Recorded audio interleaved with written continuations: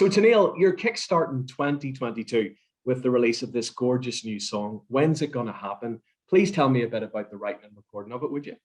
Yeah, I'm so excited to have this song out there. I wrote this song over Zoom with a few friends of mine, and we were kind of talking about what it feels like to be single sometimes. I think I'm in the season of my life where a lot of my friends are getting married or starting their families, and it's like, okay, there's a lot of emotions that kind of come with witnessing that, and the wondering and questioning of it. And more than anything, I just wanted it to be an uplifting song that people can kind of listen to and go, oh, I'm so glad that we feel the same way and that we're not alone in that feeling. So Okay. um, we, teased a few clips of the song prior to releasing it, and it's given me so much courage and excitement to see people going, "Oh, I feel that too." So I'm so happy and glad that it's out there. It's interesting that, from my observation in the past as a songwriter, it seems like you were coming more from, say, an observer's perspective. And right now, you seem to be writing more about reflecting on your own past experiences. You're breaking down where you are right now in your own life. And you're even being more vulnerable in confessing your own thoughts and fears. Um, how much of the pandemic do you think, how much of that has brought this on? Because we've all been reflecting and sort of maybe realizing just how fragile life is. I think that's a huge part of it. Truthfully, I think being in this time in our history and going through what we collectively went through as an entire world, I think you're right. I think we were all kind of forced to spend some time with some of our more personal thoughts.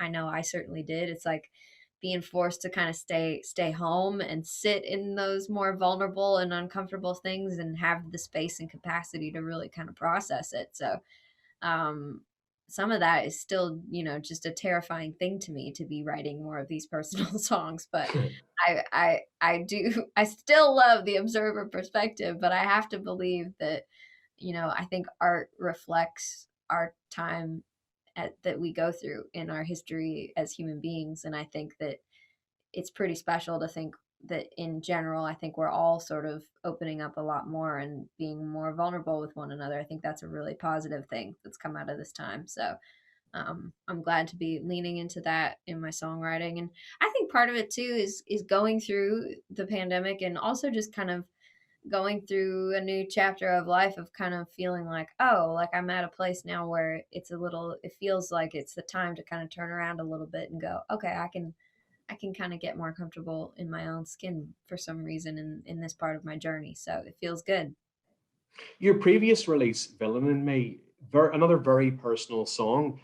How much do you think writing that was maybe a turning point in this new, more sort of honest direction your music is headed? Yeah, I think that song was the first one that I had written during that time and also, felt called to get out there where it was like, okay, I do still love the storyteller kind of songs, but I really could not help that the songs I was writing were all coming out so much more personal. And that felt like the right initial statement to kind of make. And I'm really excited looking ahead at the list of songs that I'm working on finishing right now and recording and getting ready to share out there as a little collection, and all of the songs very much follow that theme. So I'm gonna need to get used to this terrifying personal feeling because there's a long line of them coming. What now with streaming platforms and social media and stuff, it seems like the general public's taste in music has possibly never been as eclectic, and there doesn't seem to be so much of putting an artist and attaching them to a specific genre of music. You are labeled as a country artist, but I've always noticed that there's never been your songs aren't littered with those cliche words that you tend to find in most modern country music. Was that a deliberate thing? And has there ever been a pressure put on you along the way to start maybe throwing a few of those words in? What a question. It isn't really deliberate. I think I just kind of write what I feel like I need to say and what's on Hmm. my heart, and however it comes out is just what the song is supposed to be. And I'm always sort of trusted the music to carry me along in that process. And I honestly feel very grateful to be surrounded by a team of people who also trust the music and believe in it and go, okay, if this is what it's saying, then we'll go find the place that it fits instead of trying to make the music fit inside something. So there's definitely been moments of going, okay, like how can we, be a part of the country music family, because I do believe that the storytelling aspect of these songs fits in that. And it is what I grew up listening to, but I've always believed that music is music and that the walls are something we put up around it. But truly, if it's a song that speaks to someone, I don't think it matters what genre you really attach it to. It's just more about who the song is calling out to and doing our very best to go and find those people.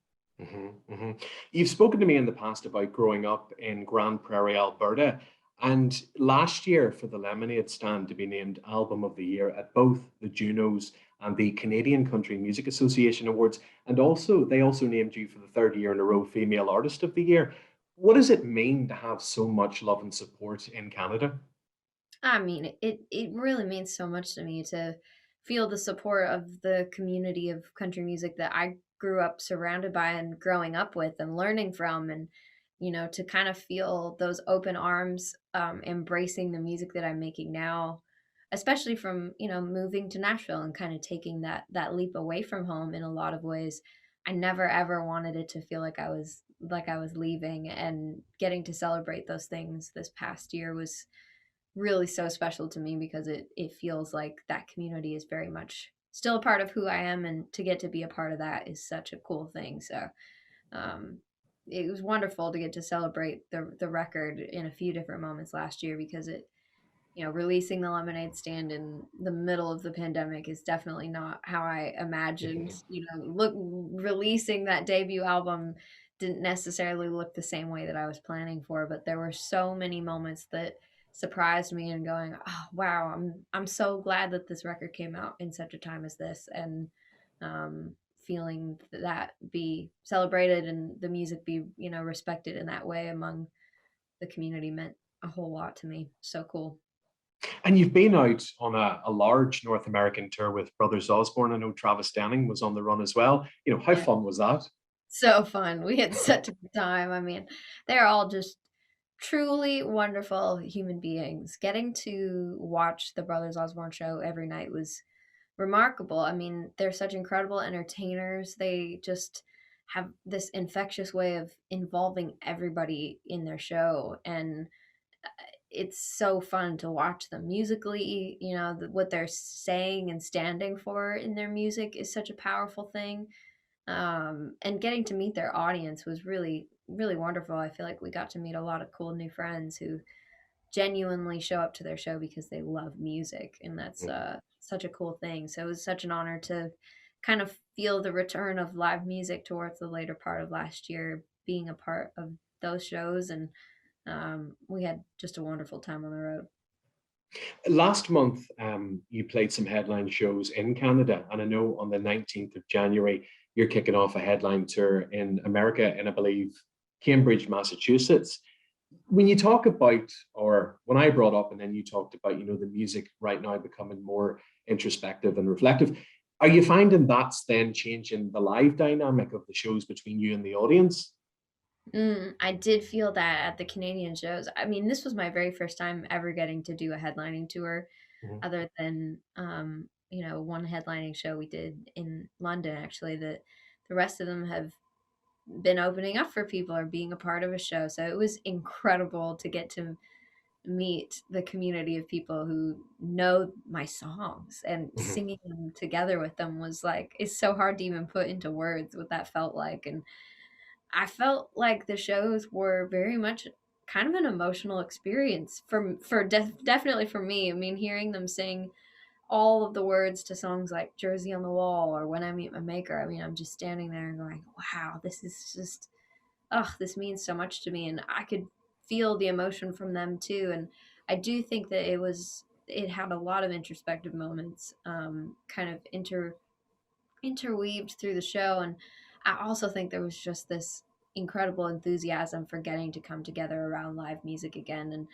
I think everybody had a really fun time. So it was also cool to get to kind of take those intimate moments and then completely flip them upside down and see people dancing and partying and having a great time. So it was a great combination of both of those things. And I do hope that the as we kind of continue to build these headlining shows from really small rooms, and the dream is to get to expand those living rooms, I guess, and just kind of keep that intimacy as we do. And I really hope that the music calls for the people who are ready for both sides of those emotional experiences, so that we can kind of ride that ride together as we keep rolling down the road.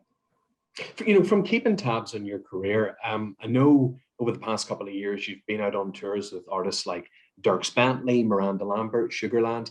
Next month, you're opening for Reba McEntire in the States. You're also going to be opening for George freaking Strait in Vegas. I mean, firstly, do you ever sort of like pinch yourself and go, this is actually my life? And Oh, also, what did you take away from the artists that I've mentioned, those big superstar acts? What did you take away from the experience of being on the road with them? I am constantly pinching myself getting to be out there opening. I mean, it literally feels like the dreamland that I had imagined as a kid who got to go to a handful of concerts growing up, and it was like the best days of my life were standing in that arena singing along to my favorite songs and being like, wow, this is what I want to do someday. So to get to literally follow the buses and be a part of a tour that just gets up every day and does that, I'm like, am I awake right now? This is crazy. I've been trying to really journal as much as I can through the past few years of all of those experiences, because there's so much to learn from watching the way that they craft their show and the way that their songs kind of arc to making sure that everyone feels like they're brought into the music is so special. And also watching and learning from the culture that they create off the stage too, and taking care of their people and just setting up this whole family that really moves from one city to the next, and the way that everyone respects one another. So there's so much to learn. I really the very first tour I got to be a part of was with Miranda Lambert, and um, she's incredible. She really has such a special team out on the road, and her songs are just phenomenal. And I mean, she really took the best care of me, and just um, I look up to her so much. And I had the time of my life getting to be on Dirk Bentley's tour. He's one of the most hardworking, generous human beings I've ever met. I mean, he's constantly running around, doing all the things possible to fit into the day. And, my favorite place to stand for all of those shows is to kind of walk out to front of house. And um, I watched pretty much every single show, top to bottom, that I've gotten to open up for, and there's something that happens every night that I'm like, wow, okay, let me think about how I could incorporate something like that. Or it's like going to school, truly. So I've had the best time. I can't wait to watch Reba. She is one of the complete heroes and icons. I think that sets the bar for entertainers. And same with George Strait. I can't even believe that's happening. So it's going to be awesome. So you're coming back over to perform on the Spotlight stage at Country to Country in both London and Glasgow. How much are you looking forward to So that? excited. I can't even tell you how excited I am. My heart has been so ready to come back to see everybody, and take that flight across the ocean, and get to be together with some of my favorite kind of people and favorite kind of music listeners. I'm Of all the places I've traveled in the world, there's just something so unique about the way that you guys appreciate music. And I've just had the most special memories made with the shows that I've gotten to play there so far. So I know that the C2C is going to be no exception to that. So I can't wait. Can't wait to come back. And last September, interestingly, you were named a CMA Artist Ambassador. And how special was that to sort of meet and, let's be honest, get the chance to sort of inspire young students and their educators? It was amazing. I mean, the work that the CMA Foundation is doing is so important, because I think really at the ground level, having the access to turn to music in that sort of sweet spot of somebody's life where growing up is hard. Finding who you are is hard in a hallway, whether your home circumstances are good or not. I think navigating that part of life is like you need strong pillars to lean on. And I think that music is one of those really powerful pillars. And to catch um, a kid at the right moment can completely change the course of their life and the confidence in themselves and the ability to feel like they belong to something. So that's what music did for me in that spot in my life. And I'm so glad that I had access to being able to pick up a guitar or sing in my choir at school. So I think it was really cool to see firsthand the work that they're doing in so many schools across, you know, just all of the places and cities. And I loved getting to hang out in a few classrooms last year and hearing them sing. We got to hear this one class sing a rendition of "Stand by Me," which just was stunning. It was amazing. So much resilience in those students, especially going through this pandemic times. Still coming together around music is a really important and hard thing. So proud to be a part of the ambassador program for CMAs. And you started your annual fundraiser, Big Hearts for Big Kids, when you were 15. And this has now incredibly raised like millions of dollars for a homeless youth shelter in Grand Prairie called Sunrise House. Yeah. What's it been like to watch that grow? And how much satisfaction, like even when, like say you're lying in bed at night staring at the ceiling, there must be moments when you just think, like I've touched and changed so many young lives. Oh goodness. Well, thank you for saying that. I mean, to me that's just the best part about music is the way that it just has this unique ability to really bring a group of people together.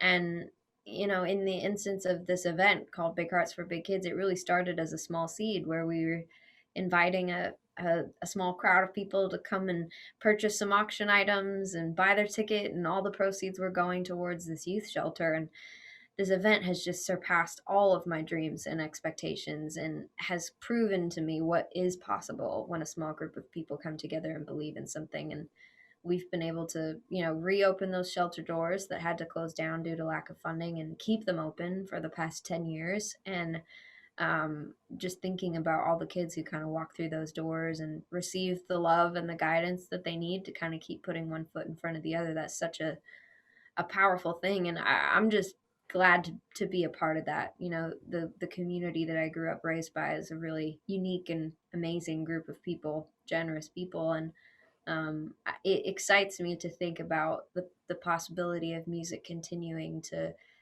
do that. That's I think the most exciting part of this whole adventure to me is ways to think of being able to kind of unite a community in a whole bunch of different places and see what we can do when we come together.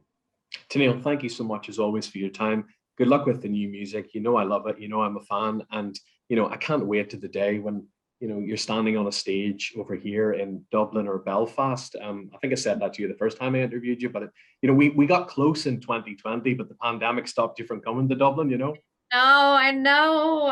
I'm crossing my fingers, and I really can't wait. I can't wait to come and see you guys over there. And thank you for just being so kind and asking such wonderful questions. It's always a joy to get to talk to you. So thanks for your time today.